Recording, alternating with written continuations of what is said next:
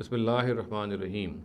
Regarding Islamic worship rituals, the misconception I'd like to bring into discussion today relates to a particular issue of zakat, and that is the rates of zakat. Now, it is generally understood that the rate of zakat is 2.5%, and people think that as far as zakat is concerned, this is all.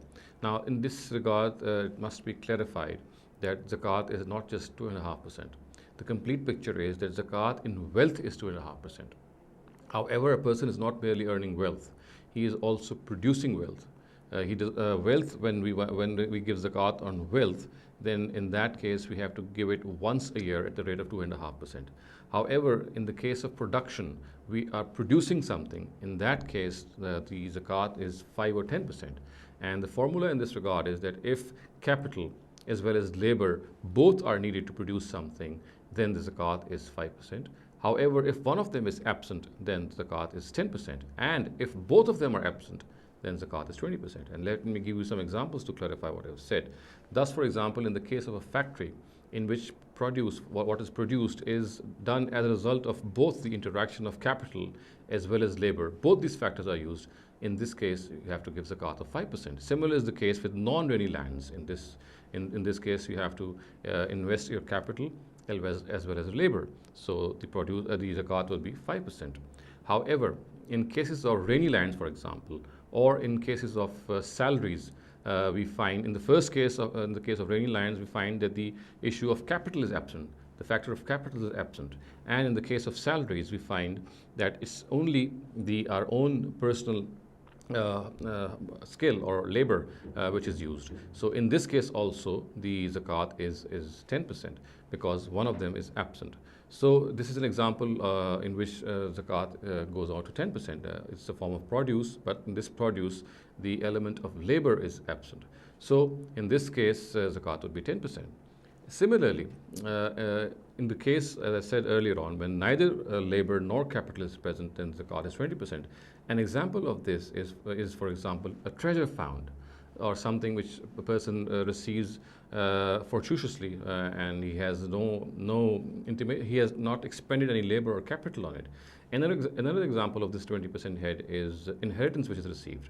So when I receive inheritance, I neither spend any labor nor any capital. It is something which comes to me without expending on any of these two factors.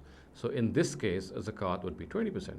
So all in all, we can say that it is not correct to say that zakat is merely 2.5%. Zakat is 2.5% in the case of wealth, and that has to be paid once a year.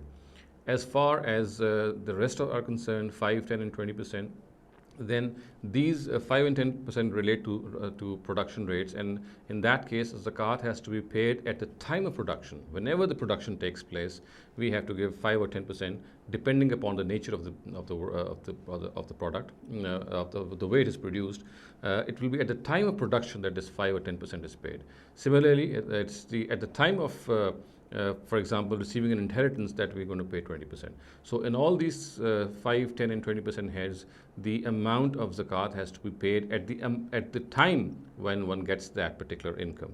However, in the case of wealth, it has to be paid just once a year, and that is 2.5%. So we can well imagine that if all these rates are understood properly, then 2.5%, 5%, 10%, and 20%, all these rates become rates of zakat in their specific categories. And an Islamic state, which is not authorized to collect any zakat any tax other than zakat, except if obviously the citizens consent to some other tax. In the absence of this consent, it is only this tax that it can collect, which is in the form of zakat. And if it is understood that the zakat is 2.5%, 5%, 10%, and 20%, all these rates, then one can easily imagine the amount of revenue which an Islamic state will have by collecting zakat in all these proper heads. So it needs to be understood that the rates of zakat, the rate of zakat is not just 2.5%, it has all these various rates. And finally, one important thing that also needs to be understood is that these zakat rates are eternal. They cannot be changed or tampered with. You cannot do any ijtihad in them. So all these rates have been fixed. They have been permanently fixed in the Sharia by the Almighty, and the reason is that the Almighty wants a state to know that this is the income that they're going to get through zakat, through tax, by taxing its various individuals.